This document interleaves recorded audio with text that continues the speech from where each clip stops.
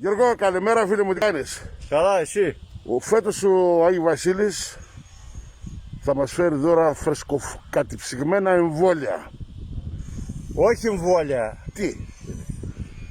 Τα εμβόλια απαγορεύεται η κάθε χρήση οποιοδήποτε, δηλαδή να γίνει γιατρός.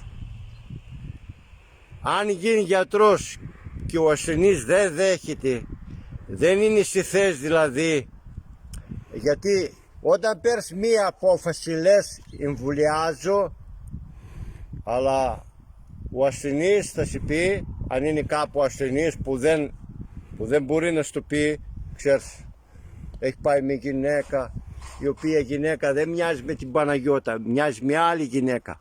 Δεν έχει φάει σαν την άλλη τη γυναίκα. Δεν θα φάει δηλαδή το ίδιο η γυναίκα. Κάτσε να δεις. Υπάρχει κάποιο πρόβλημα στο άτομο, ας πούμε, που εσύ που λες εγώ εμβολιάζω, φώναξε εμβολιάζω, αλλά πρέπει να τον εξετάσεις αυτό που θα εμβολιάσει. Πάει εκεί. Δηλαδή τώρα αν πεις εσύ τώρα εδώ δεις εμένα με ένα στρατιωτικό όπλο, έτσι, δεν με βλέπεις, με δεις τώρα εμένα με ένα στρατιωτικό όπλο, είσαι τυλιωμένος. Γιατί αν πας και πεις αυτό που έχει το στρατιωτικό του όπλο, φέρ' το εδώ, αυτομάτως σε καθάρσει. Γιατί μπορεί να είναι φρουρά στρατιωτική που δεν χωρά εδώ, έλα εμβολιάζω, έλα γιατρεύω, έλα, είναι πολύ του πηγινέλα. Λοιπόν, καθαρίζουμε όποιον βρούμε με εμβόλιο, γιατί πρέπει να κάνουμε τα τρία βασικά στοιχεία να γίνουν, όχι εμβόλια λέμε, καθόλου. Μα ούτε με 10 χρόνια σε ασθενή που πρέπει να ψουφείς, γιατί τον έχει πάρει κάποια σκάια, ας πούμε, και κάνει, γιατρεύει τους άλλους. Κάτσε, πάει. Τώρα τι πρέπει να κάνουμε για τον ιό ακόμα πρέπει να, δεν το έχεις καταλάβει τι πρέπει να κάνουμε, επειδή είμαστε γυροί με τον ιό. Άκου να δεις.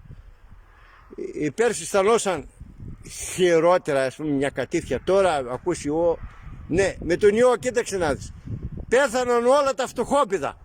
Να ψοφήσουν 1000 φορές, δεν υπάρχει εμβόλιο δωρεά, δεν υπάρχει δόλιο, ούτε κανονικά δωρεά, δηλαδή μπορείς να κάνεις επειδή θες εσύ να κάνεις, όχι, σε έχουν καθαρίσει, και αν δεν σε έχουν καθαρίσει, ας πούμε, να σε καθαρίσουν αύριο να πάψει τα εμβόλια, ας πούμε, να βγαίνουν. Από ποιον βγαίνουν και γιατί βγαίνουν για φτωχόπηδα, ναι, είδες κάποιο πλουσιόπεδο εσύ να πέθανε, να έχει παρενωθεί. Τώρα λέμε, πάμε τώρα σε ένα άλλο πιο καθαρό, να μην τρέχουμε και τρέχουν και δεν συμμαζεύονται, δηλαδή δήθεν τρέχουν, δήθεν κάνουν, ας πούμε. Έτσι, αυτό θα μας φάει κάποια μέρα. Αυτό, σε προστατεύω, ενώ ξέρω έχεις μια άλλη αρρώστια, ας πούμε, αν σε κάνω αυτό το εμβόλιο, επειδή είσαι ανοιγμένος κάπου αλλού, θα πάει μέσα το εμβόλιο εκεί και θα τη ζάρεις μέσα σε μια μέρα με το εμβόλιο. Θα κουκαλώσει δηλαδή. Ναι, θα τελειώσει τελείως δηλαδή. Θα το βάλουμε για σκάκι του στα καλαμπούκια. Ναι, τα εμβόλια δηλαδή αν τα πάρεις, θα τα πάρεις, ας πούμε, σαν καραμέλα, και αν δεις ότι κάτι αισθάνεσαι, ας πούμε, την πιτάξει, αλλά δεν είναι τόσο ισχυρό, ας πούμε. Κάπου εκεί εγώ το βλέπω. Ναι, και αν είναι ζημιογόνο, θέλω εγώ να σου πω, ποιο θα βρεις εσύ να πεις μετά ότι ξέρεις που αύριο θα πεθάνεις με το εμβόλιο, λέμε τώρα. Ποιο θα βρεις μετά εσύ να πεις. Τώρα κάποιες κινήσεις που πρέπει να γίνουν κάποιες κινήσεις, μήπως αυτά τα ηφαίστεια έχουν κάποιο μαγκάνιο και πρέπει να κλείσουμε τώρα αυτό το μαγκάνιο τώρα. Μήπως μας έρχεται από Αμερική, δηλαδή με τους αέριδες, πρέπει να σταματήσουν οι αέριδες, να πάρουμε λίγο τα πάνω μας, γιατί μια χαρά είμαστε βέβαια, αυτοί που είναι τα κάτω. Λοιπόν, μήπως κάποιο μαγκάνιο από τα ηφαίστεια βγαίνει και πρέπει να σταματήσει, ή πρέπει να δώσουμε, να ρίξουμε βράχια οξυγόνο, μήπως θέλουμε πιο καθαρό οξυγόνο, να ρίξουμε βράχια, να σπάσουμε τον πάγο στα βόρεια και νότια τέτοια, πώς τα λένε αυτά, παγόβουνα, να καταλάβουν, να φύγουν παγόβουνα. Αυτά θα μας σώσουν. Μήπως μας ήρθε από την Ισλανδία που εκεί κοντά δεν πλησιάζει τίποτα. Ούτε ιός στα ηφαίστεια. Ναι. Εκεί κοντά όχι. Έρχεται μακριά. Εκεί.